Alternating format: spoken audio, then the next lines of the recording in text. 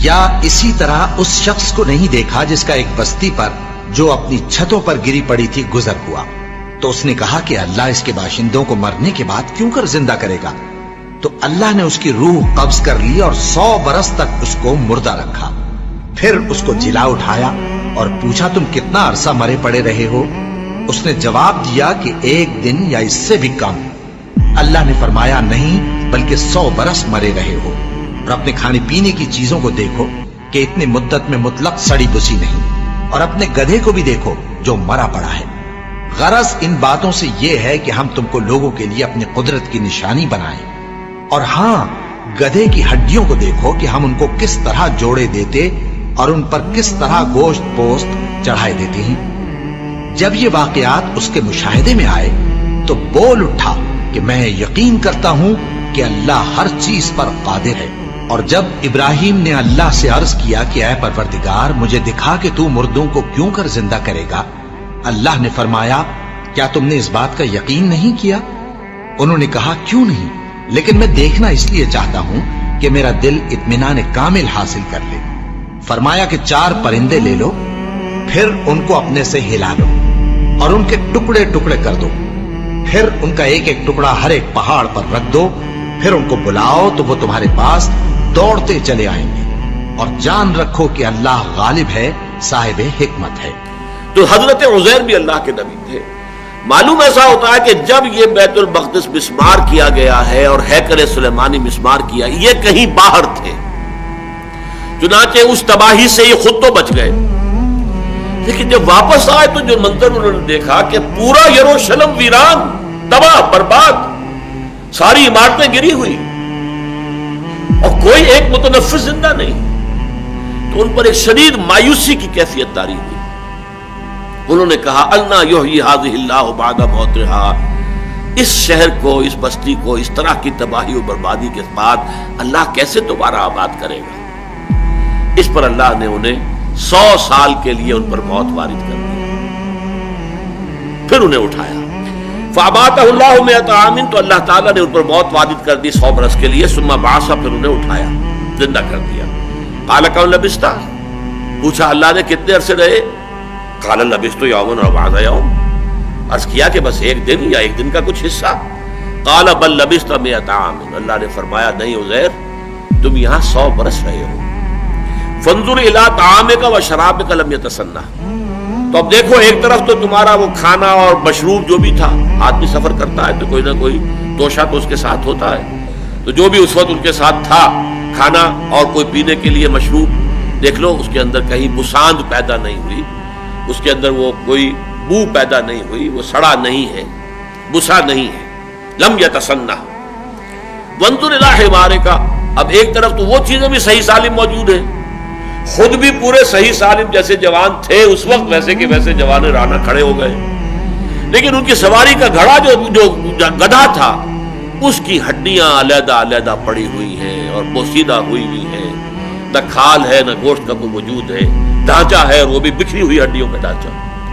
فرمایا وانظر الی حمارک، اب ذرا دیکھو اپنے اس گدھے کو، وَلِنَجْعَلَكَ آیَةً لِلنَّاسِ، اور یہ اس لیے کہ ہم تمہیں ایک نشانی بنا دیں لوگوں کے لیے۔ اصل میں یہ بہت بڑی نشانی بن گئے نا، اس لیے کہ لوگوں کے سامنے جب یہ آئے تو دنیا حیران رہ گئی، یہ عزیر کہاں سے نکل آئے، یہ 100 برس کہاں رہے؟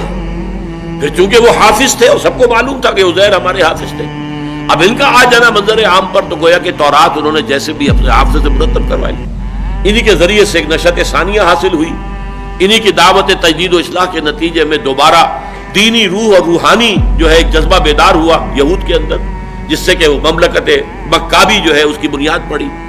یہی وجہ ہے کہ یہود کا ایک طبقہ ان کو اللہ کا بیٹا کہتا رہا، یہ جو قرآن میں آتا ہے قالت الیہود عزیر ابن اللہ وقالت النصارى المسیح ابن اللہ، تو یہ عقیدہ ان کا سارے یہودیوں کا نہیں ہے، لیکن یہود کا ایک طبقہ ان کو بھی ان کی اسی عظمت کی وجہ سے کہ ان کی نشأت ثانیہ دوبارہ دنیا میں عزت اور ثروت اور اپنی جو دنیا میں اقتدار انہیں حاصل ہوا ہے، سلطنت اور سطوت، تو وہ ان کے ذریعے سے ہوا، اس لیے وہ خدا کا بیٹا۔ قالت الیہود عزیر ابن اللہ، یہ تو اللہ کے بیٹے ہیں، بہت مقدس ہے۔ تو اب دیکھو اے عزیر، وانظر الی حمارک، اپنے گدھے کو، وَلِنَجْعَلَكَ آیَةً لِلنَّاسِ، اور یہ تو اس لیے سب ہم نے کیا کہ تمہیں دنیا والوں کے لیے لوگوں کے لیے ایک نشانی بنا دے. وانظر الی العظام کیف ننشزھا، اب دیکھو تمہاری نگاہوں کے سامنے ذرا ہڈیوں کو کیسے ہم انہیں اٹھاتے ہیں. یعنی وہ ہڈیاں اٹھ کر جڑ کر اور ایک ڈھانچہ پہلے بن گیا، جیسے کہ کسی بھی جانور کا ڈھانچہ جو ہے کھڑا ہوا آپ کے سامنے. جو بایولوجی کے میوزیمز ہوتے ہیں، زیولوجی کے، وہاں کھڑے ہوتے ہیں ڈھانچے. ڈینوسور کا ڈھانچہ کھڑا ہے اور یہ شیر کا ڈھانچہ کھڑا ہے. وہ ڈھانچہ ہو گیا. کیف ننشزھا، کیسے ہم اسے اٹھاتے ہیں، ابھارتے ہیں. ثم نکسوھا لحما، اور پھر دیکھو کیسے اس کے اوپر ہم گوشت چڑھاتے ہیں، پٹھے وجود میں آ گئے.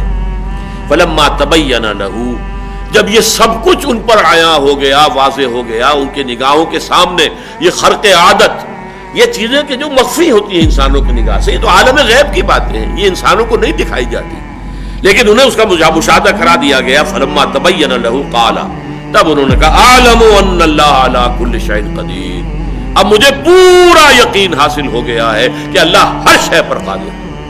یعنی جب اللہ قادر ہے، مجھے 100 سال زندہ مار کر اس نے زندہ کر دیا، میری نگاہوں کے سامنے بوسیدہ جو ہڈیاں تھیں منتشر پھیلی ہوئی، انہیں جوڑ کر ایک اس کی ہیولے کی ڈھانچے کی شکل دی، اس کے اوپر گوشت بھی چڑھا دیا، کھال بھی آ گئی، زندہ چلتا پھرتا گدھا میری نگاہوں کے سامنے آ گیا. تو اللہ کی قدرت سے کوئی بعید نہیں ہے. یقیناً یہ بستی بھی دوبارہ آباد ہو سکتی ہے. اور یاد کرو جب کہ کہا تھا ابراہیم نے رب ارنی کیف تحیی الموتیٰ، پروردگار ذرا مجھے دکھا دے تو کیسے تو مردوں کو زندہ کرے گا، یہ میں مشاہدہ چاہتا ہوں. قال اولم تؤمن، بڑا پیارا سوال کیا اللہ نے. اے ابراہیم کیا تم ایمان نہیں رکھتے اس پر؟ قال بلا، عرض کیا کیوں نہیں، ایمان تو میرا ہے، تصدیق میں کرتا ہوں، مانتا ہوں تو ہر چیز پر قادر ہے، تو مردوں کو زندہ کر دے گا. ولکن لیطمئن قلبی، لیکن ذرا میں چاہتا ہوں کہ میرا دل پوری طرح ٹھک جائے. اطمینان اسے کہتے ہیں کہ سکون کی کیفیت ہو اور اس میں کوئی اتار چڑھاؤ نہ رہے. تو میں نہیں چاہتا کہ میرے دل میں کہیں وسوسے بھی آئیں اور اس طرح کی کیفیت ہو، پوری طرح میرا دل ٹھک جائے، جم جائے اس بات پر اور مجھے یقین کامل حاصل ہو جائے. ولکن لیطمئن قلبی، میں یہ چاہتا ہوں کہ مجھے مشاہدہ اگر ہو جائے تو پھر میرا دل بالکل مطمئن ہو جائے گا. قال فخذ اربعۃ من الطیر، اللہ نے فرمایا اچھا 4 پرندے لے لو. بعض روایات میں آتا ہے کہ یہ مور اور مرغ اور ایک کوا اور ایک کبوتر. خذ اربعۃ من الطیر، ہو سکتا ہے یہ تالمود کی روایت ہو. ہمارے ہاں کیونکہ تفسیری روایات میں تالمودی روایات جو ہیں وہ کافی کثرت کے ساتھ آئی ہیں، چنانچہ اس میں غالباً یہ 4 پرندوں کے نام بھی آئے ہیں.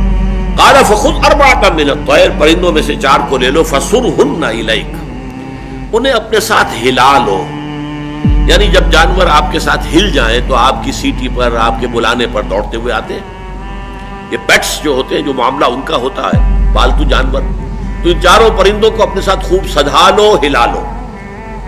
ثم اجعل علی کل جبل منہن جزءا، اب یہاں الفاظ میں چونکہ صراحت نہیں ہے کہ پھر ان کو قتل کر دو، ٹکڑے کر دو. ان کے جز کا لفظ تو آ گیا لیکن بیچ میں سے یہ حذف ہو گیا ہے کہ پھر ان کو قتل کر دو، ذبح کر دو، ان کے ٹکڑے کر دو. اگلا آ گیا کہ پھر ان ٹکڑوں میں سے علیحدہ علیحدہ ٹکڑے 4 پہاڑیوں پر رکھ دو.